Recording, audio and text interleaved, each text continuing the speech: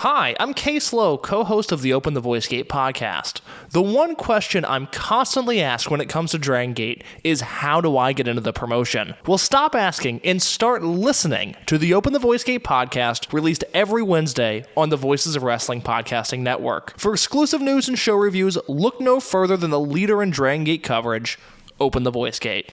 This podcast is a member of the Voices of Wrestling podcasting network. Visit voicesofwrestling.com to hear the rest of our great podcasts, as well as show reviews, columns, opinions, and updates across the world of wrestling.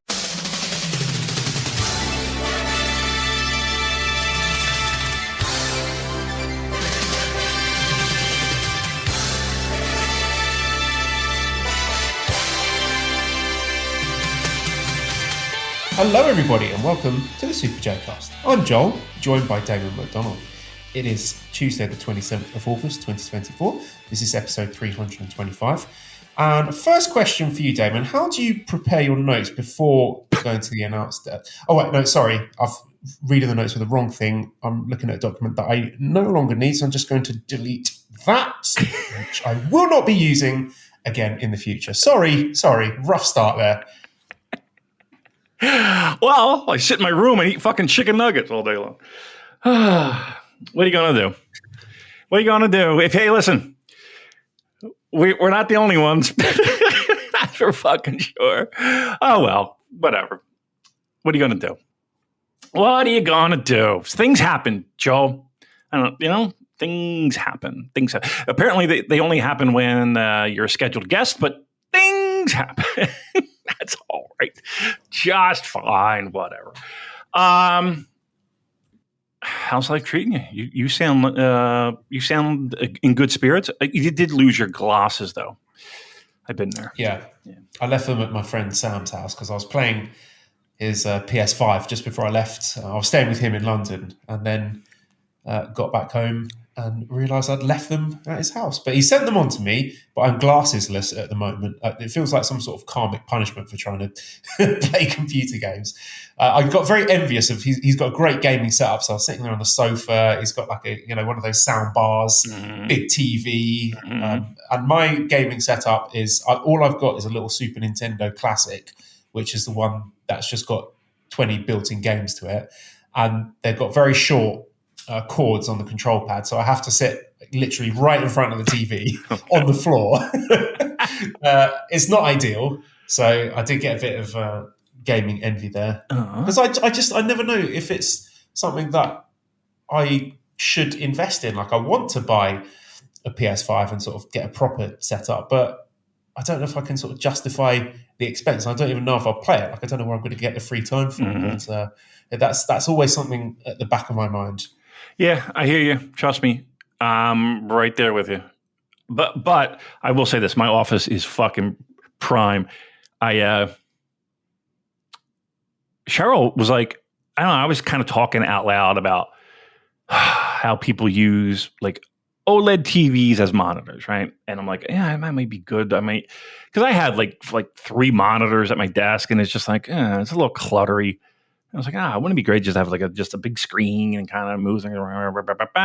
We went out last weekend. We went to like this, like our big box store is Best Buy for electronics. And they have like a discount store. And I was like, let me just see what their cost, blah, blah, blah, blah, blah. Anyway, long and the short of it is I walked out with a fucking 55-inch TV as a monitor at my office. Hell yeah. It's preposterously big, but I'm into it. And yeah, I reconfigured the office a little bit, and yeah. Shut up, Scrumpy. Oh no. I thought that was a child. No, I'm recording in a different room, listeners, to get away from the children, and now the fucking cat is coming and ruining it. So there's some sort of conspiracy between different species to ruin this episode of the Super J-Cast. Yeah, humans, cats, doesn't matter. I know. I thought you were going to get some mean tweets soon from a certain person that begins with the letter C. Yeah. So yeah, that was that, and that was that. And here's the thing too. So I just bought new glasses myself, Joe, so I can see properly as well. And I had to, well, first, the night before, I was at a party. It was like last Thursday.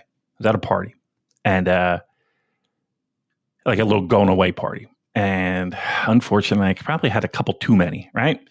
So no worries, nothing that bad happened. But I just came home and I went right to bed, right to bed. I went right to bed, and I had to wake up real early because I had to go up to New York the next morning for that Austin Matthews gimmick, the little convention thing, and I had to wake up at the crack of dawn to drive up.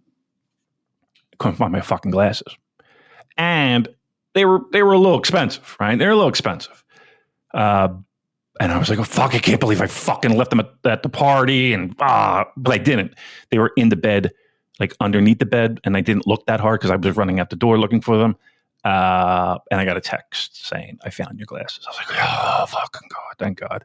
Because I would never hear the end of it if I did lose them. Never hear the end of it. That's it. It's the panic where you don't know where they are. Because I thought I might have left them on the train. So I was like on the train website going through their like lost property link on their website, thinking like, fuck, where the fuck are they? Like they could be anywhere. So then at least actually knowing where they are, that's a relief. Yeah. I mean, because they're regular, they're prescription. So it's like, it does limit the like if they were sunglasses, they're done. I've lost so many pairs of fucking sunglasses. I won't buy expensive sunglasses because I'll lose them. I'm a fucking idiot. I'll lose them. So, yeah, all my sunglasses are no more than $15. Like I lost a pair of fucking Ray-Bans before, and I was like, I am such a fucking idiot. I lost a pair of Ray-Bans in Japan, I think, too. Yeah. I don't know, man. You get another reason I got no more.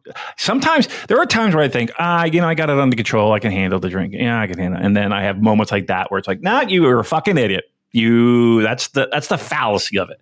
The fallacy is that you go so long and you don't do it, and you're like, I could fucking have it. I'll be all right. I'll have one too. Nope. No. Stupid you. So yeah, I know the feeling of losing glass. It is the worst. You just feel like a fucking boob. Like you just feel, oh Christ. And I got told off by Esther. I was asking Esther, have you seen Daddy's glasses? And she said, no, Daddy, you need to take care of your own things. Oh. Put me in my place. Yeah, really. I'd be like, who the fuck's putting this roof over your house, kid? Me. Well, that's it. Like every time she's obviously using language against me that we've used on her. Sure. Now you're at that age. Yeah.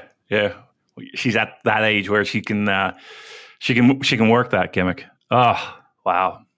Well, listen, grow up fast. I'll tell you what. Can I ask you this? Can we get her on the podcast? You not be asleep yet. We can ask her some questions. Yeah, I know. Really, we have a million. We could possibly do. We have a lot of time on our hands now. She likes the nuggets. Sorry, go on. I think we all do. What's the temperature out there? Is everybody excited? The whole world is excited, but specifically in your little neck of the woods, is everyone excited? And two, and of course I'm talking about. What are we excited about? Going back to school? No, silly goose. I've had enough of summer holidays. I'm completely overstimulated with like a constant stream of daddy. I've had enough. Yeah, get me back to work. So now you can go, Liam. No. Yes. Is the country in a frenzy? Is the country in a tizzy right now? Let me know. Give me the poop. What's going on over there? Yeah, people are excited. We had questions about this, and actually, someone had a question about Oasis weeks before this happened. It was Multiverse. No, it wasn't Multiverse. It was PD. So, question for Music Damon: you're tasked with putting Noel and Liam Gallagher in the G1. Which block do you put them in, and which wrestlers get replaced? And that was before this news even dropped about them getting back together. So, Multiverse A says, question for Music Damon: how excited are you that Oasis is finally getting back together? And will you try to go to one of the shows in the UK? I'm hoping we get US dates soon. So, obviously, this is something that is way more momentous for you than it is for me. So I'm going to flip the question back on you. I'm interviewing you now. We are going to get an interview out of this, and it's going to be actually good. Where were you when you found out? What was your initial emotional reaction to it? Great. So it feels like once a year this happens, where somebody fucking stirs the kettle, and it's like, stir the kettle? Is that what I want? Stirs the pot? Whatever. And, we start. Yeah, you don't start a kettle. A kettle bottles of water. Right. That would be silly to stir it. Why would you stir it? But every year we're kind of, and it's been that way for 15 years of them, the rumors. So I took it with a little bit of a grain of salt in the sense of, well, we've been here before, but as the week was going on and on, people were doing a little bit more conspiracy, prophesizing and trying to connect dots and all that shit. But I don't know, it just felt different to me. And I'm sure Noel's divorce probably helped spearhead a lot of the talks, but it just felt a little bit more real. And then like yesterday and the day before, it was really bubbling over. And I think when, because he did Reading, Liam did Reading Festival, and they did the little screenshot thing for they just posted the date inside the little Oasis-y logo box. And I'm like, oh, fuck. If they're just doing 30th anniversary of Definitely Maybe, I'll be like, go, you motherfucker, But with everything going, I'm like, oh, fuck. No way. This can't possibly be happening. And then boom, it happens. Needless to say, I'm like a kid on Christmas morning. This is, I would say, this is up equal to give people a comparison. This is equal to when Liger did his little presser and announced his retirement and said, okay, the Dome show. And I was just like, well, I will be there. There's no question about it. I will be there. So I'm talking with my wife, and she's like, and I'm like, hey, it looks like the rumors are real. This is really going to happen, and blah, blah, blah. And so far, they're only announced UK and Ireland shows. And she's like, do what you got to do. Do what you got to do. I was like, all right, cool. All right. I'll keep you abreast. So, yeah, I mean, I don't know how many shows. And here's the thing, Joe, I'm pretty confident because there's one Twitter account that posted an itinerary of the tour, and the dates were perfect. The venues, dates, all perfect. I'm like, oh, fuck. All right. And toward the bottom of that same itinerary, there's New York, MetLife Stadium. Perfect. Chicago. I could fucking do that. No problem. It's an hour flight for me. I think Boston is on the list, and Los Angeles. And I think that might Toronto. But here's the thing too. I don't want to see them. I have to be in a stadium. Let me take that back. If I go, Cheryl goes, and she's small, tinier. She's not going to see shit if it's just at Heaton Park, where it's just fucking ground and 100,000 people. She's going to hate her life. So I got to be in a stadium because at least they have first, second levels, whatever. So she won't feel just packed in, and she'd have to pee her pants. I'm excited, dude. I'm not going to lie. I am not going to lie. I am pumped. I'm excited. I submitted my information. Apparently, there's a pre-sale ballot. I've successfully signed up for that. So I'm coming. I'm coming home. Damon's coming home next summer. I will be. I don't know how many shows I'm going to go to, how many I'll get. There is a part of me that's if I do get tickets, that would pay for all of my other tickets if I just sold the ones.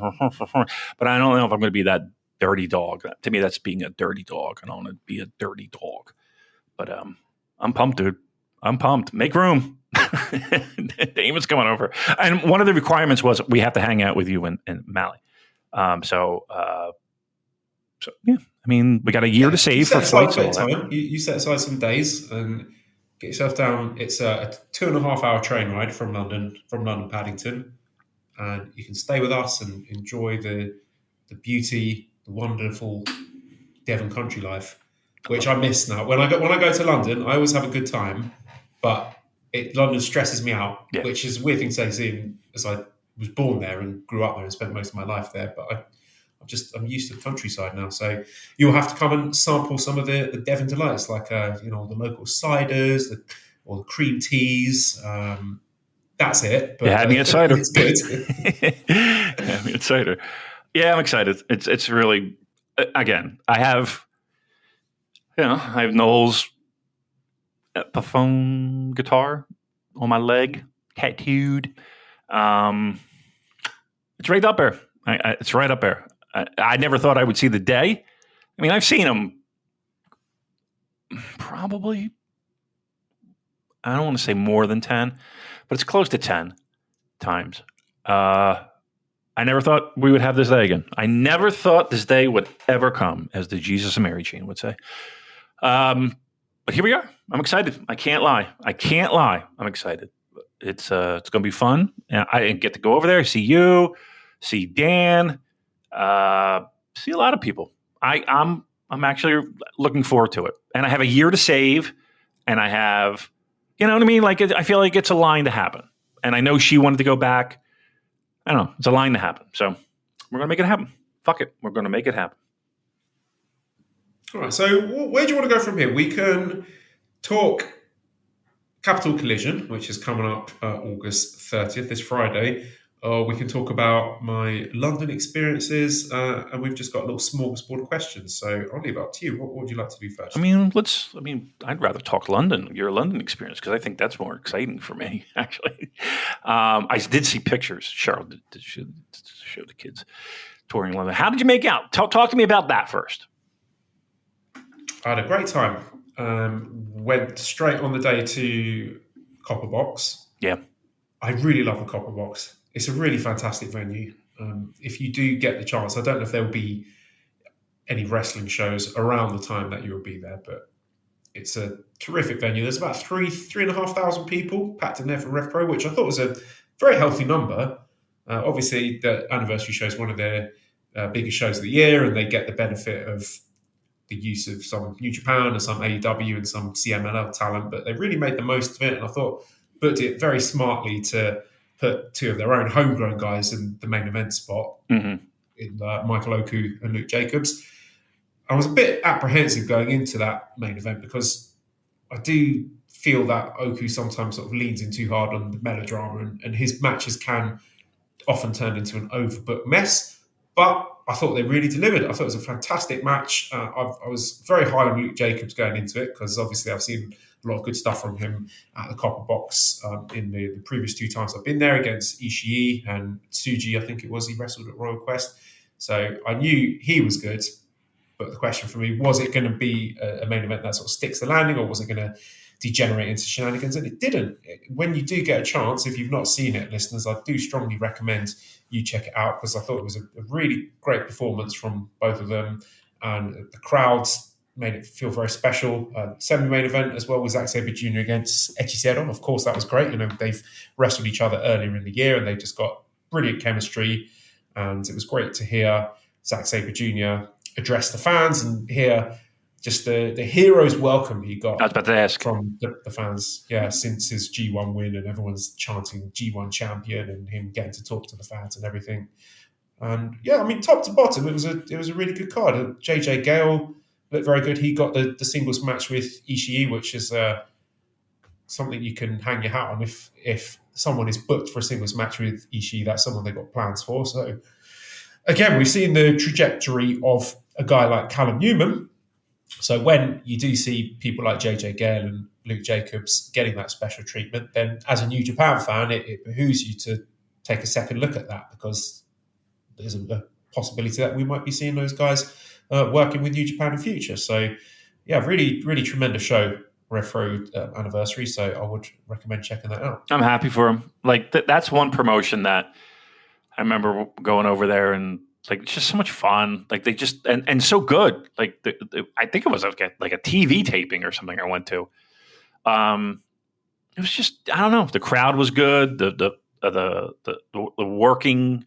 Everybody seems to have the working boots on. And there is, I guess the best way I can describe it is it gave me true ECW vibes in the sense of. Again, I think the majority of the fans going there kind of have a sense of what's going on and smart and funny and intelligent and in my experience, they're not a crowd that tries to take over a fucking show. You know what I mean? And again, when they have these big shows, they seem to roll out the red carpet for big names, and the matches deliver. And yeah, good for them. I'm happy for them. I really am. That's that. And here's the thing: that's good news in the sense of, especially if you're a New Japan fan, like that. I don't want to say feeder system. Like, I don't want to say that, but like that, I feel like that's like a nice natural progression to get someone's name out there and to get someone noticed, to get a buzz and get interest in. And then New Japan thinks they can make money with them, and away we go. Like, that's fantastic news. It really is. You said about 3,000 people in the building. Like, is the building? I've seen pictures of the building. Like, give me, like, first of all, do they have fucking air conditioning? That's a good question. I didn't feel uncomfortable, any discomfort, so okay. I don't know. It's important. I would need to know that. 3,000 crowd, good crowd, vocal crowd.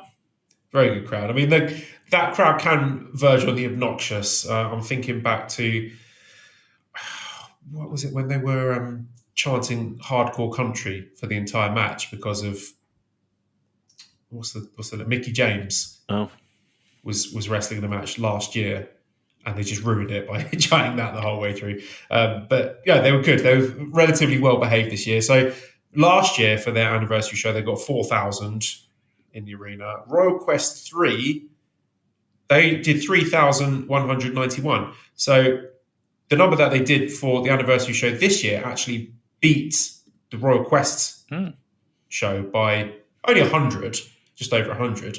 But that was a show that was headlined by Ospreay versus Zack and Shingo versus Ishii. Ooh, nice. And now a show with Luke Jacobs and Michael Oku and Zack and Hechicero. It's done a better number than that. Now, of course, there is the context of all the people flying in for All In, which is a factor, but still very, very healthy number. And yeah, like you said, I think it's a good spot. I think it is a symbiotic relationship. I think Rev-Pro get a lot from it. We moan a lot when AEW come and pluck the biggest stars from New Japan, but I don't.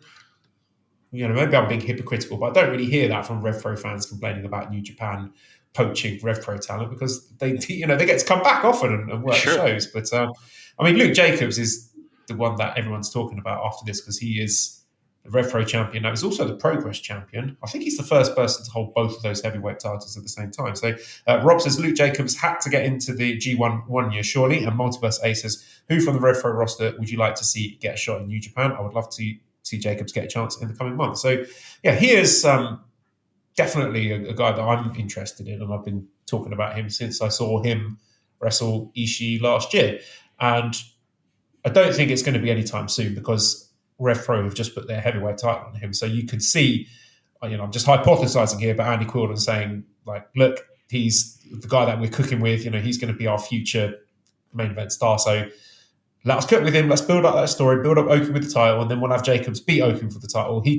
Let Jacobs have a title run, and then we'll see where it goes from there. Right. So I don't think he's going to be going to Japan anytime soon, just because I think he does have work to do with Rev-Pro as their champion. And Ishii came out after the main event to challenge him. Just really simple booking. Like, Ishii beat Jacobs last year at the anniversary show. So now Jacobs is the champion, is going to face the guy that he couldn't beat. So it's very, very simple, but a very satisfying storytelling. And so, yeah, Jacobs definitely a guy we'll be keeping an eye on. Also, Leon Slater, very keen on him. He's an extremely talented guy, high flyer, really charismatic, very young, so he's got plenty of room for growth. But those would be the two guys that I would hope to see New Japan taking a closer look at in the future. But there's no rush. I'm not one of these people that's like, all right, sign them up to New Japan right now. Let's get them over to Japan. Let's let cook. I think they need time to develop and round out their skill set and get a chance to perform and do their thing in the UK before hopefully moving to Japan at some point if that works out. Yeah, and it really depends on their goals too. I would hope we're assuming that New Japan is on their radar. They might go somewhere else. Who knows? But they might be racist. They might hate Japan and Japanese people and have no interest in it. Right. We don't know. Right. Who knows? But yeah, that's exciting to hear. Like at least circle two people that are on at least your radar. And it sounds like everybody's in agreement on that, right? By the end of the show, people were kind of, talking about him specifically, Jacob. What do you think he does well? Like, what do you think he brings to the table for a New Japan? That's a very good question. He can work that very sort of high work rate, hard hitting style. He can lay in a very thick and meaty lariat. He kind of reminds me, in a good way, of Bradshaw from WWF. He's got that that's the way he carries himself. When I first saw him, he was a thicker gentleman, but he's shed a lot of weight and he's looking in good shape at the moment, which again, that's something where you have to pay attention when that happens, right? I would say he can definitely work that sort of classic, never open weight style. Okay. And I think he would have really good chemistry with a lot of guys on the New Japan roster with that in mind. I think he's very good at building crowd connection, good emoting, good sort of in-ring storytelling to get people on board. And if I'm sort of hypothesizing for the future, it would, maybe he's going to hold that title for a while and perhaps they're building up JJ Gale to be the guy who beats Luke Jacobs eventually, and then Jacobs can move on. It's kind of like, the sort of NXT booking where you'd have your guy, build him up for a bit, he wins the title, holds it for a bit, and then puts over the next guy when they get called up to the main roster. So, I think there's a huge amount of upside there. That's beautiful. That's nice. Were there any other surprises for you? The Gabe Kidd against Donovan Dijak match was a bit disappointing because they only had about 10 minutes. So I don't think they had enough time to really shine there. But the reception that Gabe Kidd got was really good. Like the fans are into him. Like they love Gabe Kidd. And I bought his T-shirt as well because I want him to have some of my money. Nice. It was also quite funny. There was a match earlier in the card with Ricky Knight Jr., and he painted his body a bit like Prince Devitt used to do. And then afterwards, when he finished his match, there was just like paint chips all over the ring. And that was right before the Cruiserweight title 6-way scramble match. And El Phantasmo came out, and the ropes seemed a bit loose to me. So ELP was saying to the refs, like, tighten these fucking ropes up, come on. And they're sort of scrambling to tighten the ropes up. And then, he's wrestling in these dirty paint chips. And I was thinking, oh my God, he's come a long way from wrestling in the G1 having to wrestle in filthy paint chips with wonky ropes. Fucking Big Japan Pro Wrestling ring. Yeah. Duct tape that thing. And also, one thing that was a big surprise, they had a no disqualification 10 matches, a 10 women's tag team match. And you see a 10 women tag team match on the middle of a card and you think, toilet break, cancel me, but whatever. Those are my low expectations going into that. But these women went absolutely nuts. Like it was like a fucking freedom's death match. Like they went insanely hard. Like really? It culminated with someone getting superplexed or super powerbombed through a table covered in drawing pins / thumbtacks, which I was not expecting. So they went absolutely mental. It was a tremendously entertaining match. And my friend Sam, who I was with, fell in love with one of the wrestlers, Nightshade, who is a curvier wrestler, should we say, and he just became obsessed with her for the rest of the weekend. Yeah. And he's convinced that he saw her when we were walking up Wembley Way before All In. He's like, that's Nightshade. Should I go and talk to her? I'm going to go and talk to Nightshade. I was like, no, man, just leave her alone. And then he was just like, you cost me my chance with Nightshade. You had no chance. there was nothing on the table. Unless you came up with a fucking a million pounds in your back pocket, you got no shot. I'm trying to look her up here. You have a look. Nightshade. Shade. Shade. All right. Yes, in one word, Nightshade. Gotcha. I'm going to go Rev-Pro. Because I honestly, I'm not familiar with Nightshade. Let's see here. Boom, boom, boom. Oh, I got an Instagram. Her gram, if you will. Oh, there you go. Yeah. She looks like somebody I know. Very attractive. Isn't it? Yeah, good for him. Good for her. Good for her. That's awesome. I mean, honestly. Yeah. No, go ahead. The thing I was going to touch on is I'm going to transition over to a conversation about Zack Sabre Jr. But if you had anything else you want to talk about that Rev-Pro thing before I move on, then say your piece, Damon. All right, I will. All right. I like the fact that I love it when you go to a show, and sorry for the music comparison, but I'm going to do it anyway. Like you go to a show and you got the support group and the opening band or whatever you want to call it. And they blow your socks off, and you're like, "Oh, what the fuck was that? I got to go now download everything they fucking own and buy tea, all that, right?"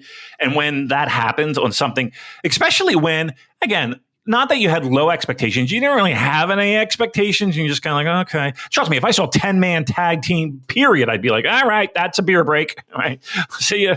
But the fact that they as I say, knocked your socks off, that's pretty fucking awesome. That's, to me, that is, I don't think you can ask for anything more if you're a pro wrestler. Like, to go out there, your music hits, and everybody's staring at you like, okay, go ahead and do your thing.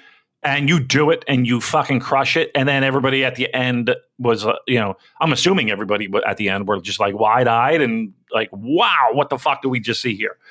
That's awesome. I love it. Dig it. Good job by the ladies. Perfect. Right. The other thing I was going to talk about was a question from Jersey Joe Gotch, who says, is there any way Zack Sabre Jr. isn't the IWGP champ in 2025? So Zack had his match with Hechicero, and then after the match, he got the microphone and said, I wanted to bring the G1 trophy, but it was too big. Wouldn't fit in my suitcase, so I'm going to go one better. And when I see you next at Royal Quest, I am going to be IWGP World Heavyweight Champion. Now, I have been warned by John Carroll, who has been in a similar situation before. They told me, beware of the confidence of your hero winning the world title when all signs point towards it happening. Because John went through it all with Tetsuya Naito heading into Wrestle Kingdom 12. So John is warning everyone who's convinced that Zack is winning the title against Naito just to be careful, because New Japan like to do funky shit sometimes. However, I cannot envision a future where Zack Sabre Jr. is not coming into Royal Quest as world champion, because he would just look and sound like an absolute twat, having come in front of all his home fans saying, I promise you, next time you see me, I'm going to be world champion. And I'm not saying that am I saying that he does know? Would they have told him, yes, you're definitely beating Naito for the belt?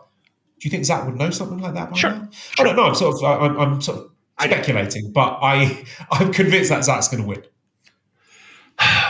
So, all right, I'm going to address 2 points. One, what some of the best parts about pro wrestling is getting your heart broken. And that sounds weird, but trust me, some of the best things that have ever happened in pro wrestling is because something happened that it was handed to, it's on a silver platter. It's just waiting to be taken, and zippo, it ain't happening. It didn't happen. So while I am in agreement that the possibilities of him not winning are definitely on the table, I don't know. I do have this this is one of those Oasis moments, Joe. This is, you see it and you're kind of like, okay, on paper it makes sense, and you see the path, but you're not going to believe it until you see it. But I still have this lingering. I think it happens. Like I really do. I think it happens. That said, I mean, I hate to be this guy straddling the fence, but it definitely couldn't happen, right? It could. It couldn't. I'm going with could. And here's why. I feel like it feels better to want it now than to sit here and say, Well, no, I mean, I'm not going to get my heart broken. You know what I mean? Like, go in, do it, get your heart broken. It's fun. It is. As weird as it sounds, it's fun. Again, when I say heartbroken, I don't mean fucking losing a loved one, or you know what I mean. Let's put this in fucking proper perspective here. In pro wrestling terms, it's good to get your heart broken. It's good. Can you imagine the episode of this podcast after King of Pro Wrestling if Zack doesn't win? Oh, we'll be bitching and moaning. We'll be bitching and moaning. It will be great. I love it. It does make for a good podcast. I will say that. But again, it's just like anything. It's like, again, all you needed to do was win fucking 3 games. You had 3 chances to win 1 game, and you couldn't fucking do it. And 2 of them were at home. Hi, Toronto Maple Leafs. Like, it's just a thing. Like, it's totally fine. Like, it happens. You're going to get your heart broken. It's okay. Again, that being said, like, I really, truly, honestly believe it's going to happen. And I've been saying this since February. You know, I've been kind of like on that bandwagon since February. Like, G1 wins. Title? Yes. Again, the path did we know of all the bobs and the weaves that came into this? No, but it's here. It's in front of us. We only really have one step. And I think the possibility is strong. And I haven't heard from anyone that I trust, and I don't think you have either, because we kind of have the same trust circle of it happening. But I think the only time that we were like not clued in, but kind of clued in was the Mox situation.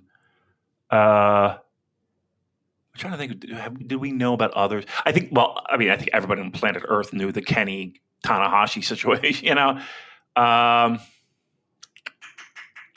trying to think. Do we really know any others? I don't think so. So, yeah, let's get our hearts broken together. All right. Right. Let's see. Raya says, since I know 10 other people will ask, I'll get it out of the way now. No, I'm not going to read that one. Why? No, I'm going to read it. Was the interaction between Zack Sabre Jr. and Okada at All In a tease of things to come or a nice throwback? So this was one of the better matches on the show, which was the Casino Gauntlet match. And during the Casino Gauntlet match, Zack Sabre Jr. and Kazuchika Okada had a little face-off. Made out. They did a bit of wrestling together. What? Yeah, and they kissed each other and touched each other's willies. Nice. And then when I saw that, me and everyone else was thinking, oh, are we cooking something here for Tokyo time, either January 4th or January 5th? And other people speculating on that. And I sent a text to our mutual friend of ours who is in New Japan and said they seem to be teasing Zack versus Okada. And they replied saying, I guess Zack will be off there in a couple of years then, which is not the response I was hoping for. Now he's coming here to do some noise. All right. But yeah, I think there's I think there's a bit of fire there. What do you think? Once again, it's like one of those things where it's like, okay, that happened, and it did get me a little bit excited. I can't lie. It would make perfect sense. I think, I don't think there's a person that listens to this show or is a big fan of the product that would hand wave the idea of Zack versus Okada in a big building. Maybe. like I hate to be that guy, but yeah, I'm in on it. Like, I want it. I'm gobbling that shit up. But to be definitive, I don't know. I don't think anybody does at this point, aside from him. But here's the thing: what we do know is, it's not going to be just fucking AEW sending over. I don't know, like, give me a low-level AEW guy. It's not going to be just that. Like, they're talking about the names that we all want. And I think New Japan is also.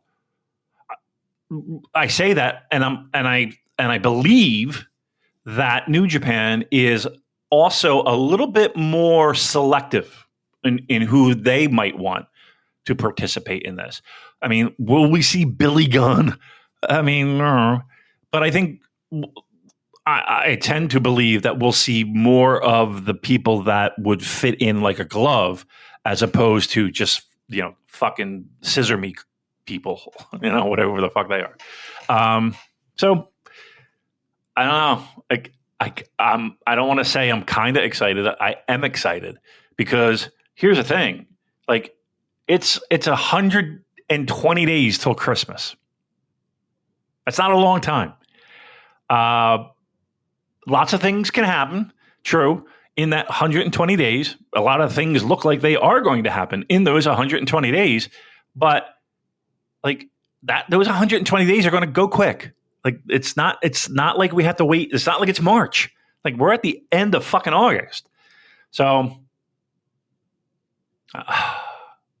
yeah. I mean, I don't want to be just some dude that's just saw the worm and fucking now I'm hooked onto the rod and reel. I'm in.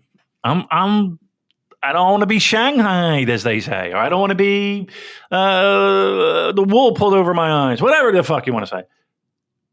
But I feel it. I think everything that people are kind of speculating and looking at and seeing, I think these are real things, and the possibilities are really, really fun. I'm not gonna lie, really fun. Louis says, just want to get your input, Joel, on your all-in experience. They're having the show next year in my neck of the woods. Is it worth going to? Should I wait on match card announcements? This is what I want to know. Before pulling the trigger and buy my tickets. I would say, yes, wait for match announcements, because I think it's quite a large venue that they've got for all-in next year. Is it in Texas or something? So, yeah, you not be losing anything by waiting until you see some matches that you like. Now, I had managed my expectations going into it more than last year. Last year, I still cannot believe the audacity of, well, I suppose I should level this accusation mostly at MJF, but doing that absolute horseshit main event with Adam Cole was just an absolute crime against professional wrestling. So it exceeded that extremely low bar. So I wasn't expecting a huge amount going in. And I had a good time. It seems to have sort of a different vibe to a normal AEW pay-per-view, where it just seems a bit more broad. Like it seems more aimed at a casual audience rather than hardcore. It's things like, I think the people are there for like the pageantry, the spectacle, the entrances, the chanting, as sing along. Label them the member berries. Like, oh, do you remember this? Remember this guy? Like the amount of references to old stuff in wrestling was it was quite absurd. Like it really, for me, quite excessive. I understand why they did it though, but every time they did it, I was turning around to my friends and pointing. Like, you remember that? Yeah, you like remembering things, don't you? Yeah, we all like remembering stuff. Sure but yeah, the undercard was quite poor. I don't think any of the matches were very good, apart from the Casino Gauntlet match. Was really tremendous fun, but also frustrated me seeing the level of talent that was in that match. And I'm thinking, why the fuck aren't these guys in singles matches? I would love to see, someone like Kazuchika Okada, for example, in a singles match at Wembley, but they don't do it. So reading off the Hangman Adam Page, no singles match, no match for him at all, apart from this Casino Gauntlet match. So just stuff like that is a bit frustrating with this company, but they managed to put on a very entertaining match that was sort of very well sequenced, and it's great seeing Ricochet come back. I'm very excited to see what he can do in AEW. I don't know, maybe he'll pop back to New Japan at some point. Who knows? Mm-hmm. But yeah, the moments, or I suppose the highlight of that match was Zack and Nigel McGuinness having a little showdown, and then everyone chanting British wrestling. That was a really cool moment, so I enjoyed that a lot. I thought Will Ospreay versus MJF was a lot of fun as well. The entrances were great. MJF coming, dressed up like Uncle Sam with all this huge Star Spangled Banner with MJF's face instead of the stars. was great. Like, they really leaned into the theatricality of it, and it was all sort of verging on pantomime, but I think that's what it needed to be. And I thought they delivered a pretty good match for the spot. I thought, that was a lot of fun. I enjoyed that one. And the main event, I thought was fantastic. The Danielson versus Swerve Strickland match was exactly what it needed to be. I have zero complaints about that. I had high expectations going into it because obviously Danielson is one of the greatest of all time. And Swerve, I am on record on this podcast talking about, I think it was the lone appearance that Swerve Strickland made on New Japan Strong, saying, hey, this guy has got unlimited potential. He is a future superstar. And I'm proven yet again to be correct as he main events a show at Wembley Stadium. So he was excellent. The match was outstanding. Great moment. Really nice, seeing him celebrating with his kids in the ring. I'm always going to pop for that as a dad, seeing someone celebrating with their children. So even though a lot of the other stuff on the undercard I thought was quite poor and pretty underwhelming, like the women's matches I think were quite weak, and the coffin match left a lot to be desired. Oh, you don't like that? Okay. The trios, the three-way tag match, not particularly great either. The Chris Jericho hook match, that did nothing for me. So a lot of these matches I thought were quite bad, but I left the event thinking I had a good time. I left with a smile on my face. So it's just an interesting sort of flipping the experience from what it was last year, where the undercard was pretty good, but I walked away thinking, what a waste of my time and money. And I felt insulted by the main event, where I felt with this show that they put their best foot forwards and put on a great main event that sent everyone home happy. And also, what a wonderful experience it was for me as a New Japan fan, seeing Tomohiro Ishii and Katsuyori Shibata wrestling in a match at Wembley Stadium, because that's something that in my wildest dreams I couldn't have imagined seeing. So just that, as just this bizarre world that we're living in, was a very cool moment. Yeah, from a perspective of a guy sitting on his couch in the middle of the early afternoon, I thought the show was pretty good. There was some, just like you said, I think there was some shit that just didn't stick with me. Like, I don't necessarily follow the product. So, a lot of the time, especially the undercard, I'm like, oh, okay, this seems very indie, but all right, here we go. But there were, I liked. Sorry to interrupt, Damon, but I don't know if you saw my tweet. Not that you'd be following my Twitter, but I don't know if you remember last year at All In, I annoyed a lot of AEW fans by complaining about Aussie Open being an undercard comedy act. Yes. And this year, I know Mark Davis is injured. I'm aware of that. But seeing Carl Fletcher, a guy that people were assuring me that, future star, he's going to have an amazing year. This time next year, he's going to be doing something big.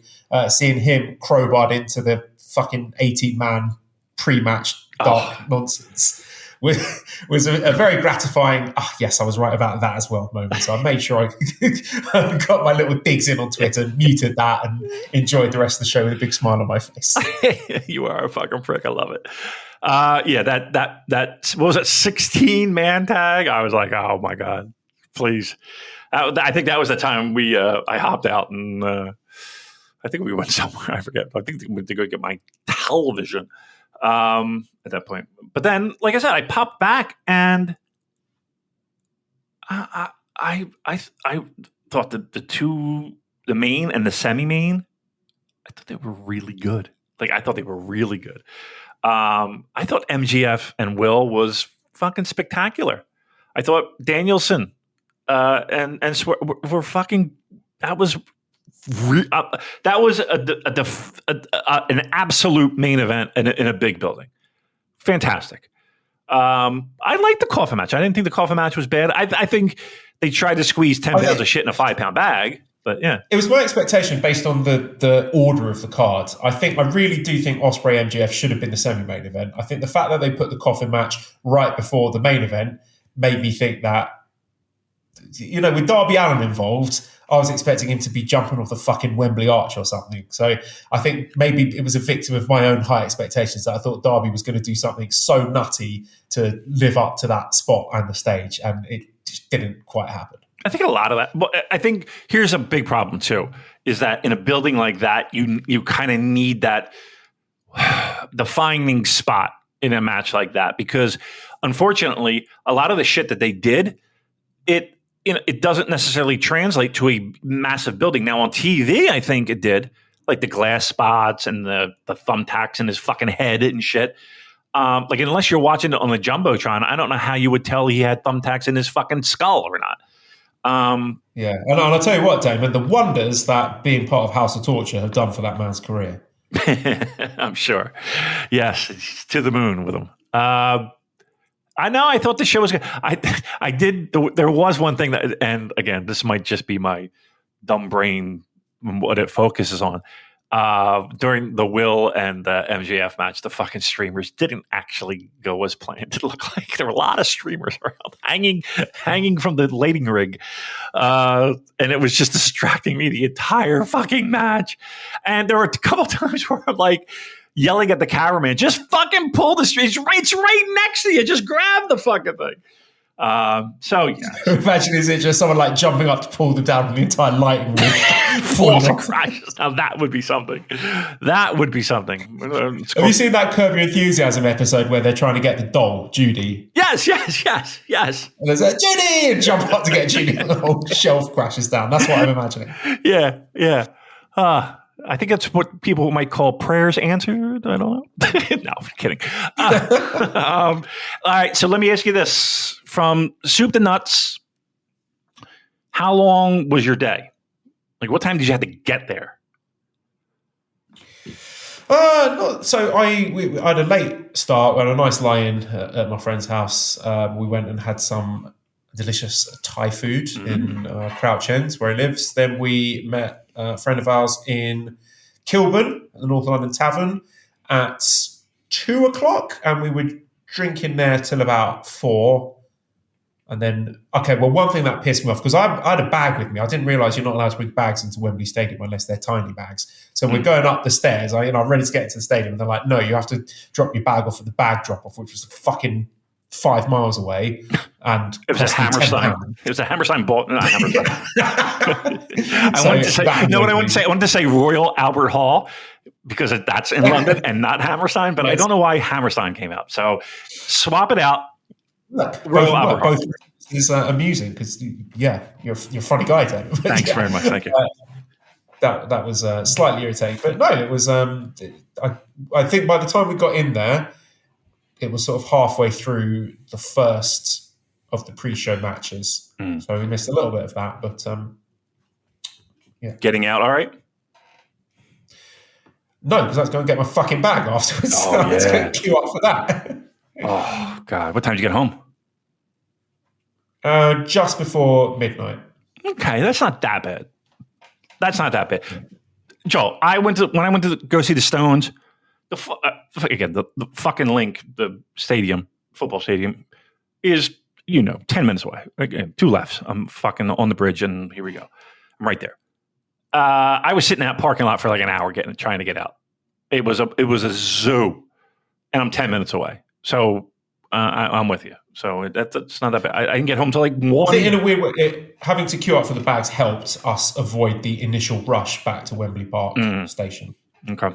All right. Sound like you had a good time. Sound like you had a really good pro wrestling weekend. Did you have a meetup? No, I didn't. Okay, good. I don't know. I don't think anyone came from the Discord was going to the Rev-Pro show. I would have done a meetup for the Rev-Pro, but I don't know anyone that was going. And for All In, just people are coming from all different directions, and I didn't really want. I know some people from the Discord were doing stuff in Wembley, but I didn't want to drink in Wembley. I wanted to drink in Kilburn because it's quieter and cheaper. And I wanted to watch the Bournemouth versus Newcastle football match. And I was also seeing one of my friends I'd not seen for a while, so I was not in the right frame of mind to be doing a meetup. But maybe before Royal Quest. Andrew says all booked up for Royal Quest. Yes, I am. So perhaps we'll arrange something before that. Okay. Oh, look at you. You're like Mr. Live Pro Wrestling. I had one of our mutual friends ask me if I was going to go to Washington, D.C. for a card that we're about to preview.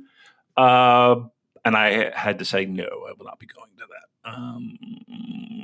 that. Just didn't really want to go drive down to Washington, to be honest with you. So Yeah, but you're like, this is like the most pro wrestling you've seen in almost a year, right? Yeah, it's really nice to be able to have that. And thank you to my lovely wife, who is always cool about this stuff and never complains about me going away for a couple of days. Well, that's because your boyfriend comes over. Sorry. She's like, get the fuck out of the house. He's coming over in 5 minutes. I got to pull this off. Yeah, she's like, are there any more wrestling shows this week? Go watch some wrestling. Right. It sounds like you had a good time. I like it. I love it. Good stuff. All right. Got some more questions. René Kerr says, what do you make of Zack Sabre Jr.'s Tokyo Sports comments after winning G1 about having a champion versus champion exhibition with Danielson? And Danielson's comments about wanting to face Zack at the All-In Scrum. Do you think we may be heading towards would it be a rubber match? Are they 1-on-1 at the moment? No, I think it's more than that, right? Isn't it? I mean, if we're counting years ago. Okay, yeah, that's a good point. Let me search. Don't bother with that. No one cares. No. I mean, we could be, but I'll say this. I'm not that interested in it. I've seen an excellent Zack versus Bryan match this year. I've had my fill. That's just something else, please. Yeah, I kind of think I have my eyes on a bigger prize, I think. And again, I can't believe I'm saying this because I'm sure the match would be spectacular, but I don't know. I kind of have my eyes on a different thing for Zack. Like I'm really kind of hyper focused on let's get a title around this man's waist. Yeah, we're both holding out for Zack defending the title against Takeshita on January 4th. Let's fucking go. Yeah, I'm down for that. A newly signed Takeshita. Yes, that'd be great. I mean, that would be pretty significant. You know what? And I'd even do like, all right, I know I don't want to get into Wrestle Kingdom speculation, but all right, let me ask you this: being that we're just kind of dancing around a little bit. You think Big Boy Okada's coming to the Dome on January 4th specifically? I would say yes, but in a tag match. Oh! I think the AEW guys will be in tag matches on January 4th and then singles matches January 5th. That kind of spoils it a little bit, don't you think? Like if your first match back is in a tag, I don't want that. I know. We talked about this before, and you know, we have somewhat differing thoughts in the sense of we want New Japan guys, but we also think this guy can really pop a house. So, yeah, all right. I say he's there in a singles match. I'll go the opposite way. Why not? What the fuck? Okay, singles match against someone he has recent history with, someone he had a heated in-ring exchange with in one of his final, not his final, but one of his final New Japan matches. Okan? Kazuchika Okada versus Kosei Fujita. Oh. And Okada kills Fujita to add some spice to the next day's match with Zack. I'm down. You should be booking this shit, I'm telling you. You should be booking it. Oh shit, I'm very good at this. You really are. I mean, you practically do anyway, right? I mean, all listening. All the Ghetto's listening, scribbling in his little notebook. Kakooch. My man, Kakooch. Kakooch. Listen, we have our spies. Right. Here's another one. Matthew says, Forbidden Door London sounds like a riot, a fun riot, not a fascist one. Can you pull some strings to arrange a New Japan cheering section? So that was announced. What is the date for that? They said they're doing Forbidden Door London 2025. They didn't say which arena, right? What venue. So they didn't specify it would be Wembley Stadium, which makes me think it's not Wembley Stadium. But that will be Sunday, August 24th. Right. Ooh. I'm just saying. I'm going to say this out loud. I'm Googling Oasis dates. I do like the idea of all the New Japan fans sitting together. If we can sort of have some sort of online campaign where all the New Japan fans buy their tickets in a certain block, then we can... That'd be fun. That would be fun, actually. Put us in a cage. like sectioned off like the away fans in a football match. Right. Oh, God, I forgot to tell you. I think I did mention it on WhatsApp that I on the train, on my train from Devon to London, there are a couple of guys in AEW merchandise clothes. I was wearing my Yota Tsuji shirt, my Gene Blaster shirt. Okay. And then this guy was just sort of staring at my shirt, and I could tell he was trying to make eye contact. I had my earbuds in. I wanted nothing to do with it. And then he started talking to me. And, you do that thing where you've got to pull the earbud out and be like, what was that, mate? And Yeah. like, you going to the show tomorrow? I was like, yes, I'm going. And then he too sweeted me. He put his hand up for the too sweet. And I just stared at his hand just for a little bit too long. Like, are you really going to make me do this, man? So, I just left him hanging for a bit and then just gave him a reluctant too sweet. And that's the second time that's happened to me. The first time was in Hong Kong in 2018. And that was sort of around the time when Bullet Club was at its peak. Like, Kenny Omega was IWGP champion. Right. And I think I was wearing a Kenny Omega the cleaner shirt at the time, and I was just like, yeah, too sweet me, bro. But this time I felt absolutely disgusted, both at the person who initiated and at myself reciprocating. It was just a bad experience all around. Oh, poor guy. He should have seen the New Japan shirt and identified me. He was as trying to be friendly. He's trying to make a friend. Aw, Joel big time in him. I had that happen to me in Japan, actually. I was in Shibuya. I was going back to my hotel. And somebody was wearing a Bullet Club T-shirt, and I tried to give him the little too sweet gimmick, and he just looked at me like I was a monster. And I was like, "Oh, okay, I'll just walk away. Thanks. I'm so sorry." Yes. Can I throw this by you? And again, I'm sorry that this has to be discussed again, but we're going to discuss it. When is that fucking Forbidden Door date? August 24th. Ah, fuck me. So I thought it might be July 24th because Oasis are in Wembley, July 25th and 26th. Stay for a month. Stay for longer than a month. Boy, I would love to. You don't even know the end of it. I would love to, but I don't know. How could I pull it off? I mean, technically, I work from home, and there is no hockey season. So I mean, just. If I have a Wi-Fi connection, technically I'm working. So I don't know. We'll see. But yeah, that'd be fun. Oh my god! Let me just see these dates for the Oasis tour. Is that so? So July 4th. They are and running 5th. shows in August. Yes. Okay. Yeah. So 16th, 17th of August in Dublin. So go and see Oasis in Dublin, and then fly to London and come and see Forbidden Door. That may not be a bad idea. That may not be a bad idea at all. To be quite honest with you, how far is Cardiff from you? Not that far, right? For me in Devon, actually, not that far. It's about 4-hour drive, just because geographically, I think I'm closer to Wales than I am London. Okay.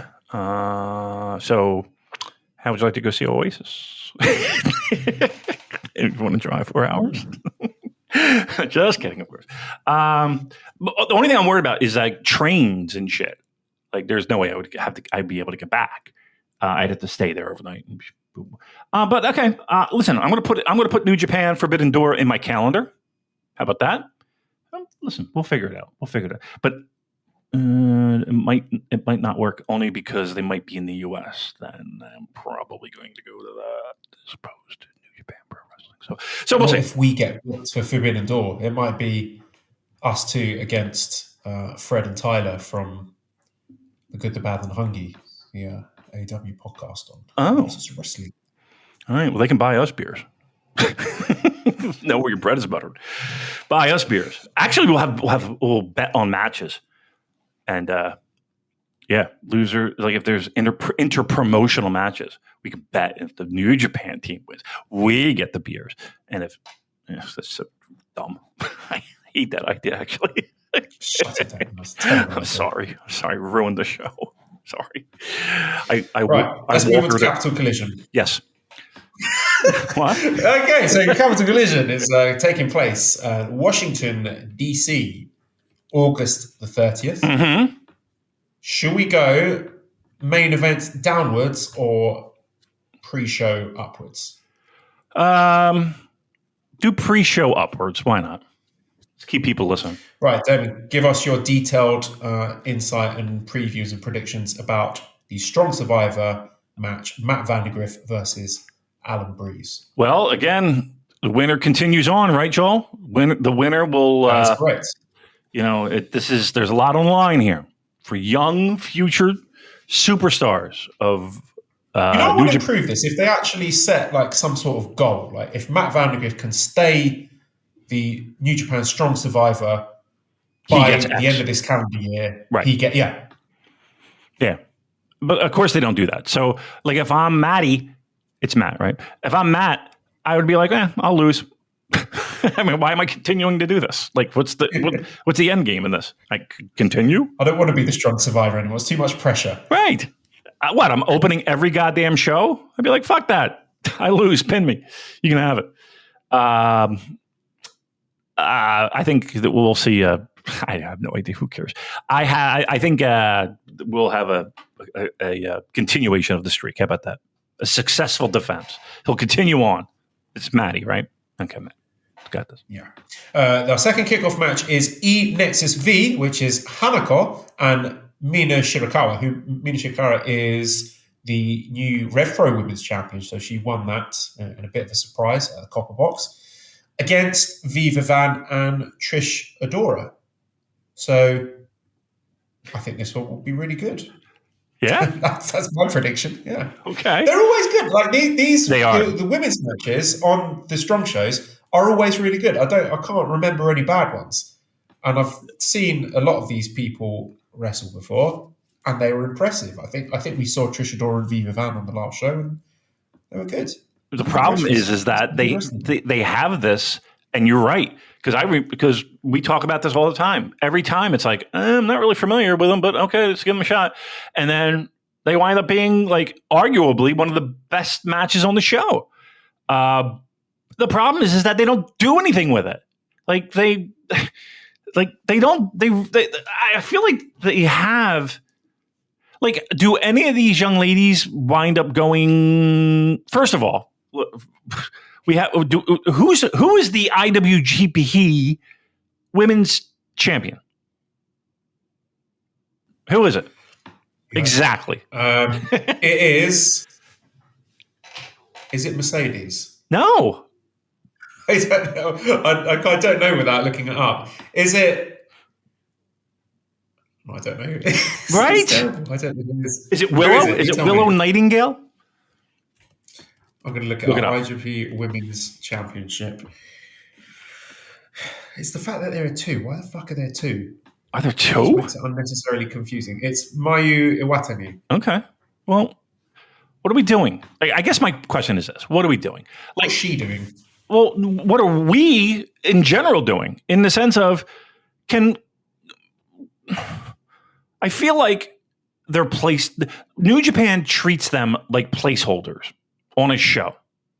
And on these American random Capital Collision, New Jersey Massacre, New York Revolution, all these nonsense shows, they are placeholders in the promotion's eyes. Yet they go out there and kill it, again, almost every time.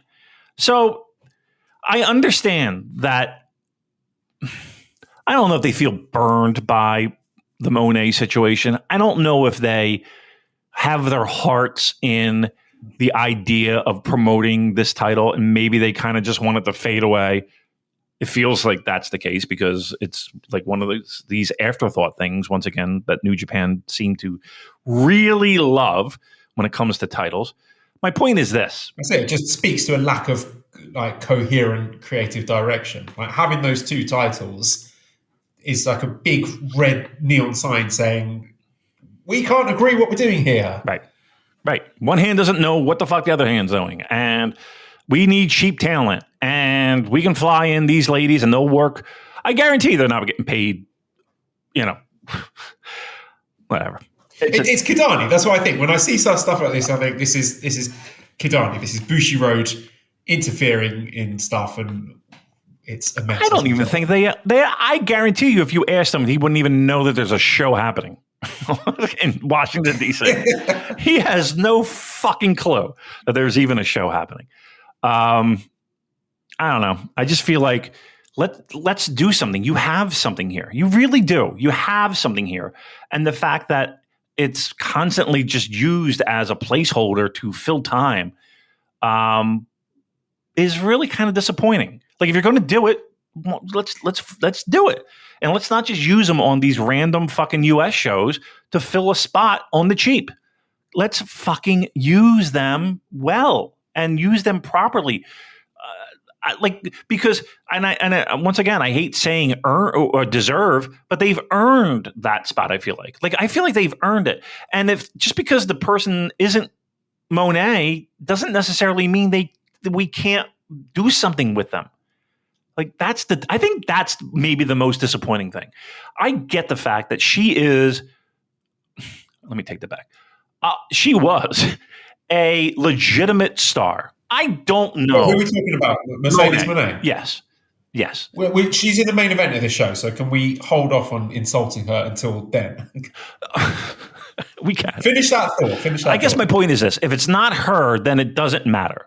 And I think that's a wrong thing for this company, especially in the sense of, like, she shows up when she feels like it. Okay.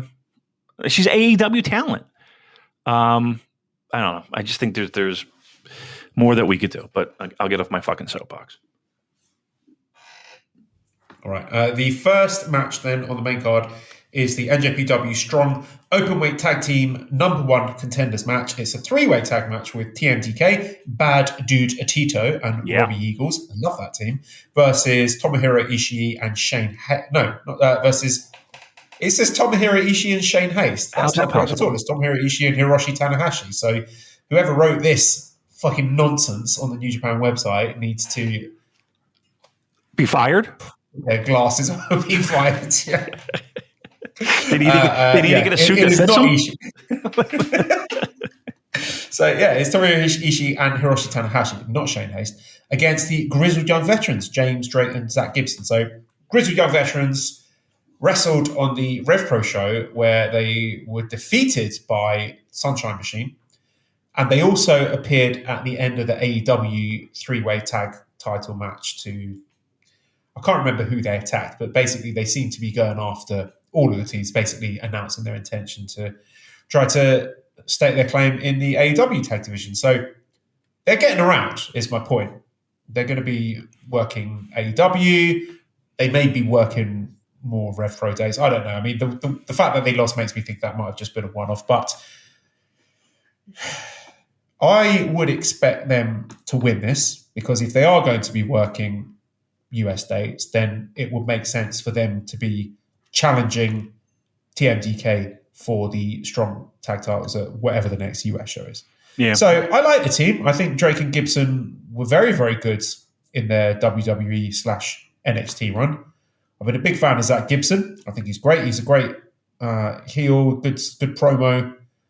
And I would be interested to see what they could do with a bit of an extended run in New Japan. I don't know if that's the direction that it's going to go, just because of the AEW participation. I think it will be sort of more heavily skewed towards that rather than, I'm not going to be saying, let's get them in World Tag League.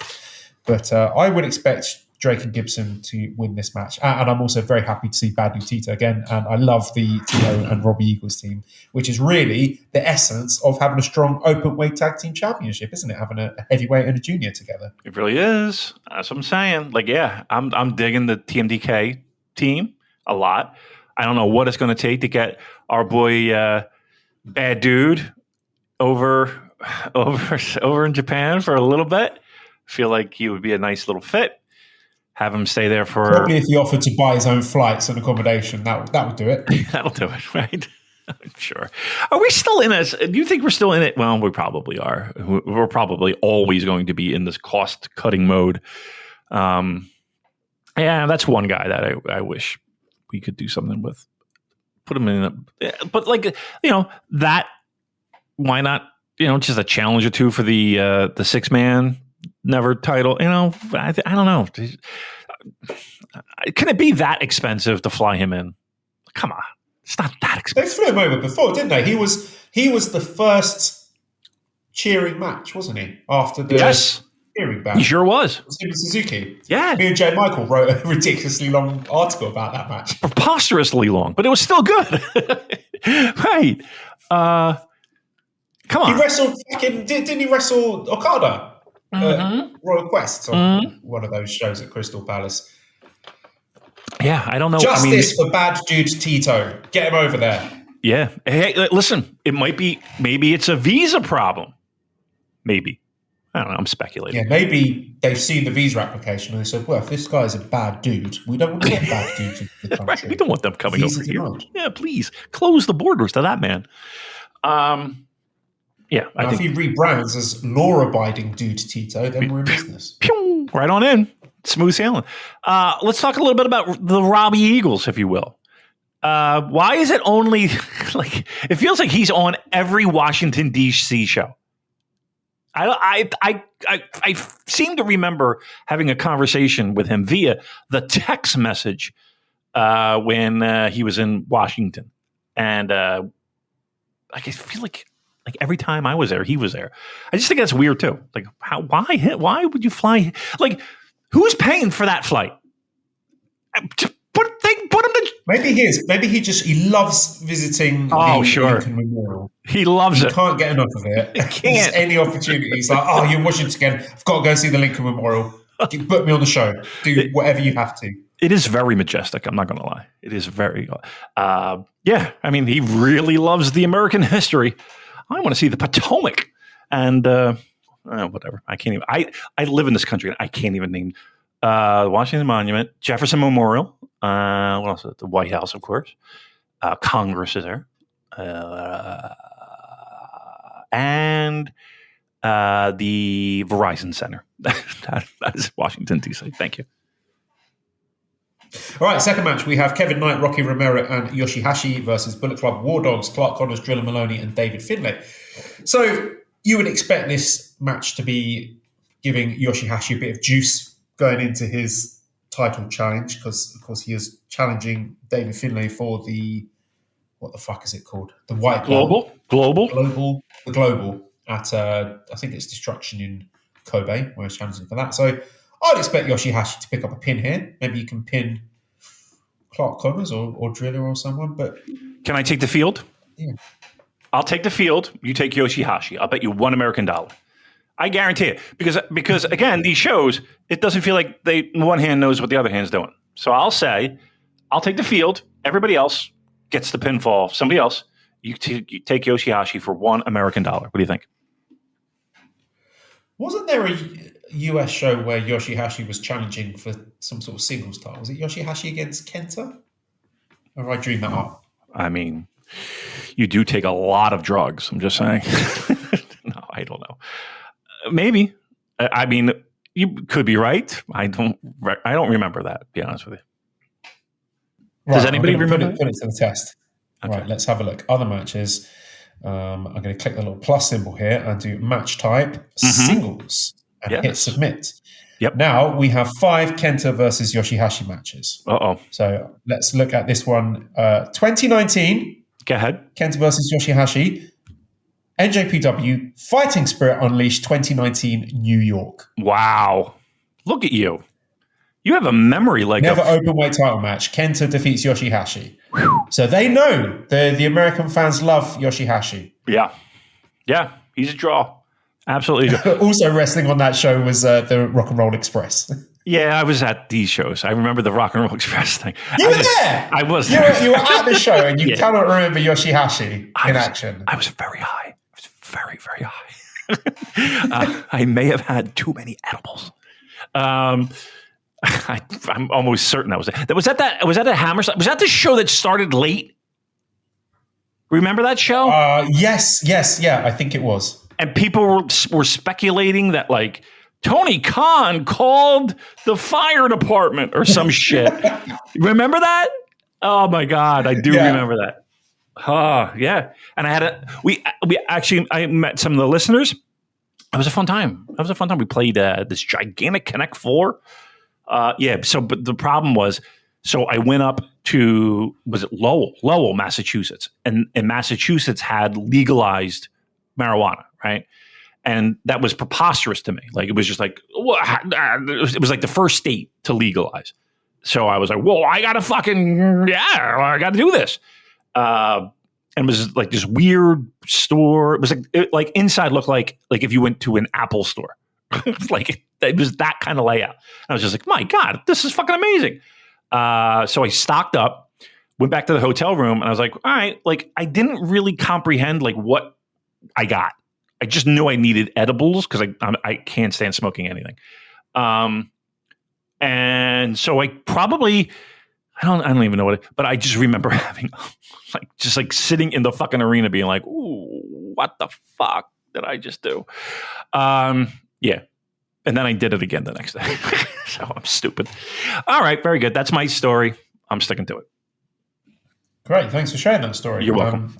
Brilliant. Third match, grudge match. It's Dirty Work. Fred Ross and Tom Lawler versus West Coast Wrecking Crew, Royce Isaacs and Jarrell Nelson. So this is, I think it's a rematch. I think they've wrestled each other before, but now it's a no disqualifications grudge match. I always enjoy these matches. I really enjoy the story that's been built up between these guys.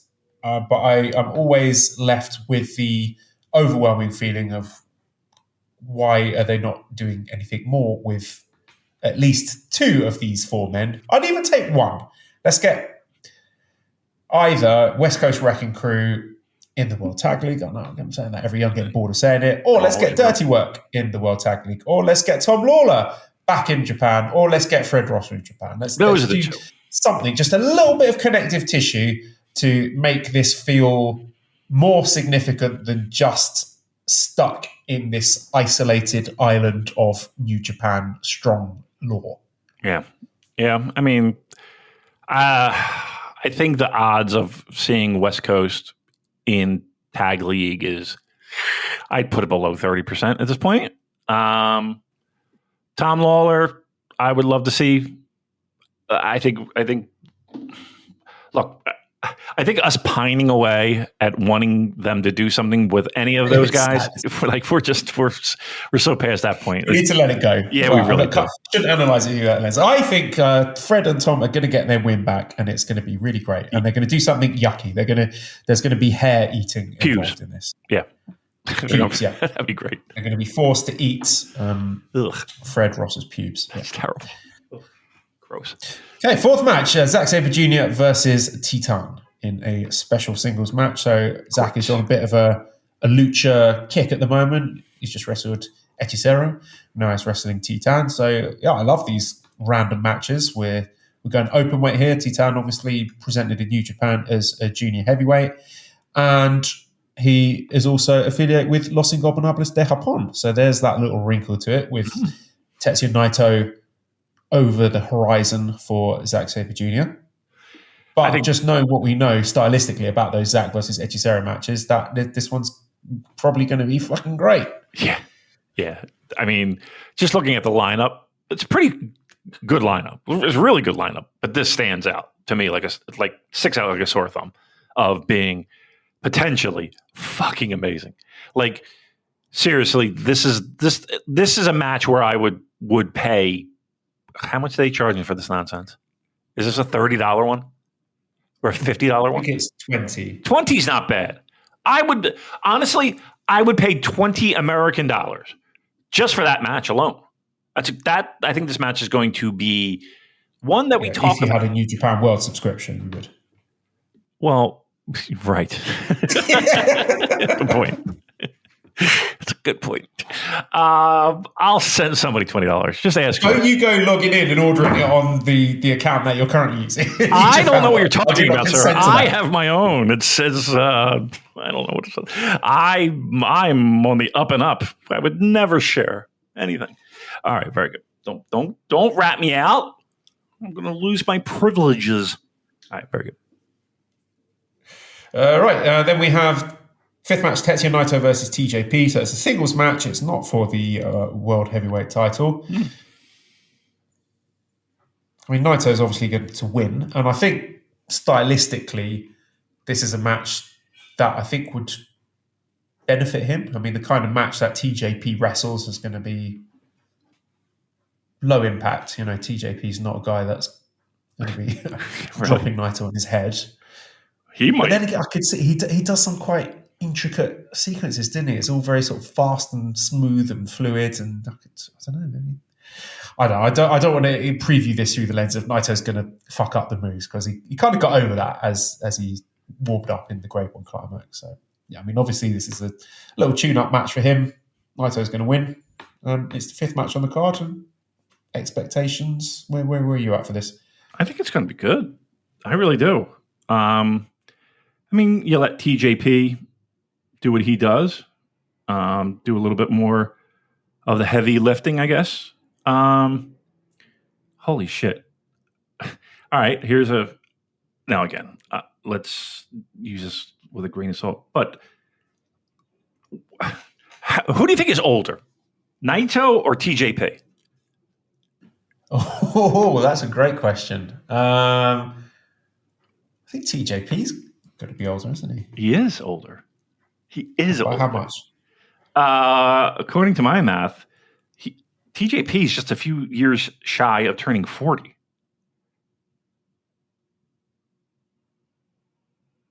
Is that right? Is TJP 40?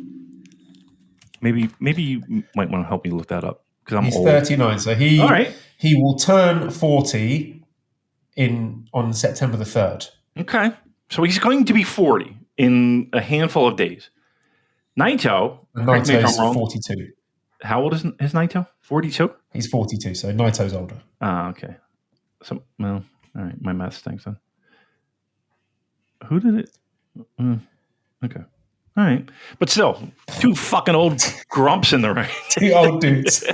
Fucking Wilford Brimley and The grandpa match. fucking Canes and Walker. Oh, terrible.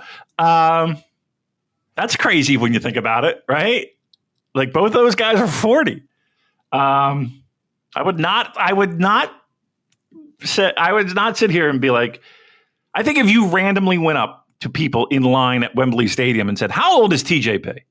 I guarantee you no one would be even close to that number. My point being is this. I would assume that he would do a lot of the heavy lifting, but maybe not. Who knows? But here's the thing. I think the match will be good. I think the match will be very good. Does the fact that it's non-title give you any glimmer of hope of a big TJP? No, thank you. Right. 6th match is the New Japan Strong Openweight Tag Team Championship. TMDK, yes. Shane Haste and Mikey Nichols versus Virus and Hechicero.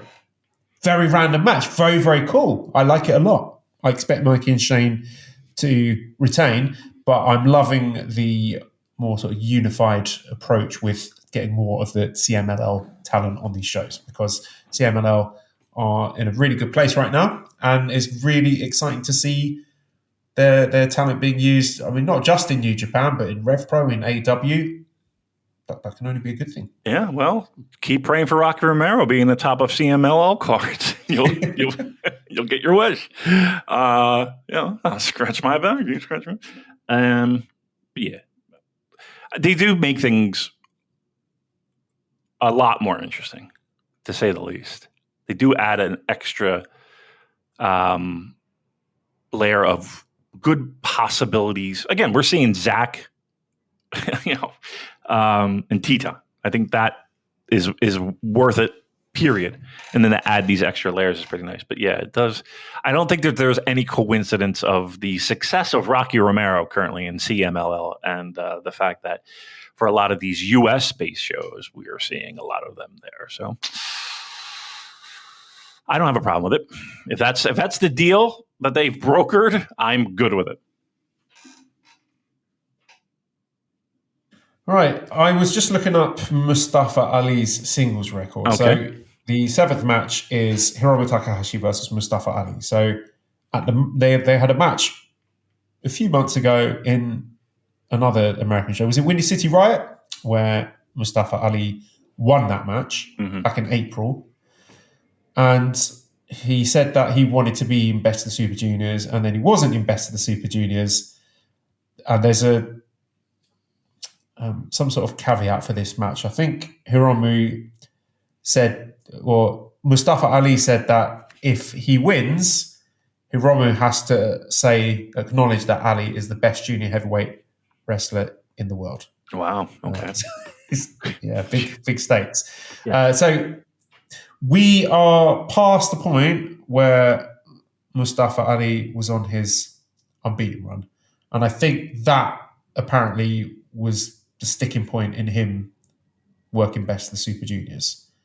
So I'm just scrolling through his singles matches here, and he was winning all his matches up until Mike Bailey beat him in July at Slammiversary. Okay. So I'm assuming that's what it was geared towards, that he wanted to remain unbeaten to add a bit of juice to that X Division title match with Mike Bailey. Since then, he has been beaten by Nick Nemeth. So now he can lose again. And I think he's going to lose to Hiromu. Yeah. I mean, I don't think anybody's going to cry over that, right? I think everybody would want that, I would think, if you're going to a New Japan show. Yeah. I don't think... Because Hiromu's got the big match with Henare coming up for the Never Openweight title. So true, too. Give him a bit of juice to that. I mean, I think him beating... I feel like if that's the case, I would like to see him beat and I put in air quotes, another junior to prove his dominance and, I can tackle a heavyweight big boy belt and make that seem a little bit more realistic. Once again, Mustafa Ali as a junior to me is whatever. He just gets it. He drops a lot of water weight before he gets on the scale. Didn't you say there was a promotion that did that? Was it TNA that did that? Where they made people get on the scale right before the match? I kind of think that's a funny gimmick. I like that. Didn't Matt Hardy used to do that? Maybe. Circa 2003 when he was doing his cruiserweight title run. Mm-hmm. Maybe. Well, you remember all this shit, dude. You're amazing. Again, fucking mind like an elephant. I can't remember to bring my fucking glasses with me when I'm leaving someone's house. So, what's that all about? That's all right. That's all right. Don't beat yourself. Right, 8th match. NJPW Strong Openweight Championship match. Gabe Kidd versus Lio Rush. This should be good, but I fear we're going to get the Blackheart persona sticking its ugly, evil face into the proceedings here. It's a physical manifestation of Lio Rush's inner demons. Oh, no. They've been doing some back and forth on social media, and nothing is going to make me lose interest in what should be a very good match on paper faster than Lio Rush doing a little gremlin face and having black ooze dribbling out from his mouth. And that's what's going to happen. But I do not see Gabe Kidd losing to Lio Rush. Although he might. I don't think he will. He could. I hope not. Yeah. I just, once again, I hate these. I turn into the Hulk. Ugh. So dumb. Take that shit to Lucha Underground. Oh, so terrible. I mean, seriously, over tweets. If that were the case, you'd be a monster too, Joel. You'd be morphing into a spider or something. Stupid. No, I'm the great muter.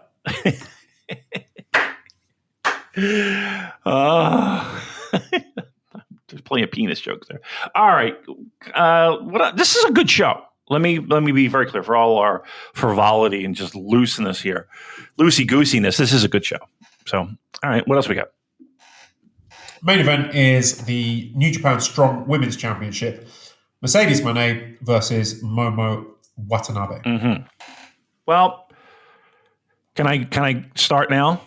Because I think, right, I could be completely off base here, but the fact that the Mercedes Mone versus Britt Baker match was so high up the card, I wonder if that was sort of a bit of politicking, that she wanted to have her match after Ospreay MJF, and then it just completely died on its arse because the crowd was very emotionally invested in Ospreay versus MJF, and then the women's match was after that, and nobody gave a shit. I don't know what my point is here, but you wanted to. What are you going to do? You're going to bury Mercedes Mone? No. Oh, you cowards! Do it. No. I mean, look. Here's the thing. This will be a better match than the Britt Baker match. I'll tell you that for nothing. Well, that's the problem, right? Like, that was a problem. and again, she's coming back basically first match. Double champion. Yeah. She's also AEW TBS champion. Okay. I mean, she's wearing all the gold, that's for sure. If she's main eventing, I don't know if Capital Collision is something that she would want to put on her resume as this star power. A lot of tickets left over. It's a very good yardstick with which to measure how successful this Mercedes gamble was. Because if we don't get a good number for this show, then we blame that squarely on Mercedes Mone, and we declare this whole New Japan Mone experiment a bust. Correct? well, I don't know about just this show. I would say that, look, let's be honest here. Her debut at the Tokyo Dome, some people felt like that was a bit flat. Those same people who were rather noisy about that, may have eaten a little bit of crow in subsequent rematches and other matches that she's had. She's had some pretty decent matches under the New Japan flag. She was the sole reason for one of those Long Beach shows being anywhere near as successful as it could have been. That being said, I don't know what if she's working per date. I don't know what the pay is, nor, truth be told, do I give a shit. Look, they tried. They tried to do something. They saw an opening with a very recognizable face, a true. And I remember going on the show and be like, you know what? Not for nothing, she was the star of the show, and she was head and shoulders above everyone else when it came to true, like, tangible star power. These numbers are a little disappointing. I think again, she is an AEW talent that's headlining this New Japan Pro Wrestling show. And if this were anybody else in the same position, I would be just as honest and say, I don't know. I'm looking at a lot of blue dots on Ticketmaster. Is that the only thing that we can use to judge the success of bringing her on board for even a shot? It's one of them, right? Isn't it? Is that what we use to draw to determine success when it comes to headliners and stars and people who are supposed to put the asses in the seats? There's a lot of empty seats. So, again, she's not under contract with New Japan, and it's not like this, constant writing of the check that, it's just not paying off. But I'm sure she's getting paid handsomely for this show. And I just wonder what the return is for New Japan at this point. Like, I just don't know if that's something that people are we putting this down as a win? I even like the most staunch and adamant Monet fans probably are looking at this show and being like, well, for whatever reason, this ain't it. And I think it's a fair evaluation that when she signed with New Japan, there was arguably no one as big as her. And I would go so far as to say that she was the primary reason for a few of those Long Beach shows. But I think this is not a good indicator. Now, again, if you're New Japan Pro Wrestling, you could fall back on, well, she's not one of our talent, and it's still a New Japan show. Promote the fucking show, right? I don't know. It kind of goes both ways. But the bottom line is this: she's headlining. There's a lot of blue dots. Somebody give me an answer. Kind of feels at this point that this is just sort of finishing up dates with New Japan. I mean, how long ago was this book, though? It can't be that long. How many matches has she had with New Japan? 5, 6? Let's check. All right. Roll checks things on Cage Match. All right. What a resource. I'm going to say 6. I'm going to set the bar at 6. Right, so the debut match was the Kyrie match. Which was good. So that was last February. Yep. Okay. Then there was a 3-way match at Sakura Genesis against Azumi and Hazuki. I thought that was pretty good. Yeah. In April. Then there was the Strong tournament at Resurgence in May, where she beat Stephanie McCare and then broke her ankle and lost Willow Nightingale. Okay. Injured. So we're on 3 days. Okay. That's it. Then are we counting the Forbidden Door appearance? Yes. I don't think that counts. Come on. Let's Really? count it. That's Yeah, an AEW show. It is an AEW show, but it's an AEW show. all No, right, we're not counting. So she's had three New Japan days. Then I think I'm okay with it. Right? That's fine. I mean, I'm just saying, I think this feels like dates being finished rather than New Japan saying, oh, yeah, this is great for business. Let's sign her up for more days. Okay, but what I'm wondering is, what's the exit strategy here? Thank you. Because if she's holding a TBS title, then I do not think she's going to be losing this match to Momo Watanabe. So when and where, I want to know how many dates has she got left, and when is she losing the Strong Women's Championship? Not that I give a shit. I mean, she can keep it. I don't care. It's not like the Eddie Kingston situation where I was getting genuinely annoyed at that belt being held forever. Do you see my point here, or am I just do see your point. No, I do see your point, and I'm in your camp when it comes to this. Like I mean, trust me, it felt like there was a lot more matches. To be truthful, it really wasn't that much. This is not like they haven't built. There's no build whatsoever. They're not building like the next person. Like, who is the person that's going to get the rub from Mercedes Mone? Because New Japan don't have a women's division, and I don't know. Maybe I'd have to defer to a Stardom expert. I'd have to ask around to see what is the long-term gain here in terms of building the next person. They don't even know the title exists at this point. Like they do it. Like it feels like, all right, Rocky said, all right, we're gonna put her at the top. So if we're just finishing out dates, why would you? Well, I mean, look. Yeah, I suppose who has the title and who gets the rub from it is not really a factor here, is it? I think it would be if it was one of the. I hate to say it, if that would be a factor if it was one of the men's titles, yes, but because New Japan doesn't have its own women's division, it's not really their problem. They're just plugging her in for a few days, trying to sell some tickets, and that's the end of it. That really is it.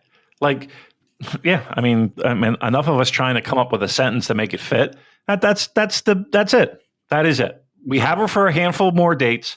She's probably one of the biggest names on this show, name recognition wise. Let's see if she can fucking put some more asses in seats. Would I put her in the main event? I don't know.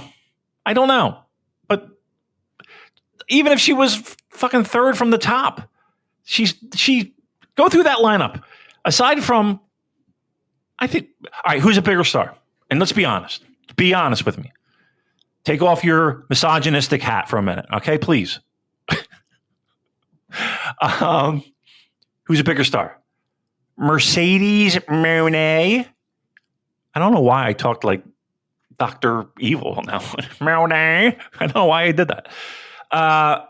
Mercedes Mone or Zack Sabre Jr. Who's a bigger star?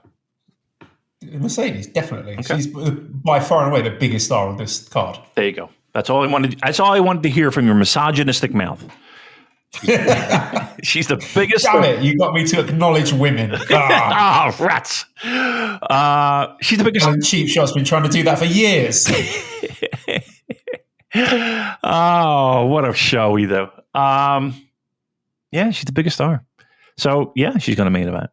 But once again, I don't think New Japan did a decent job promoting the show. Number one, I mean, let's be honest here. How many people even know that there's a fucking show? Two, if it wasn't for people like us doing a dumb podcast, and two, they barely even have a fucking English language website. That is a disgrace. Their English shows. That is an absolute disgrace. So that's number one. And number two, I don't have a number two.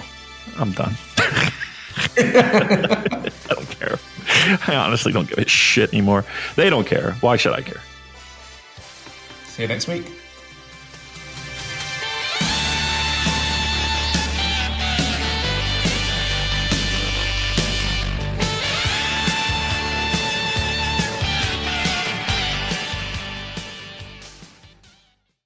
Hello there, everybody. It's me, Garrett Kidney, the co-host of You've Got to Be Kidding Me on the Voices of Wrestling Podcasting Network. And I am Liam Jones, my full name, and I am also a part of the Voices of Wrestling Podcasting Network as a co-host for You've Got to Be Kidding Me.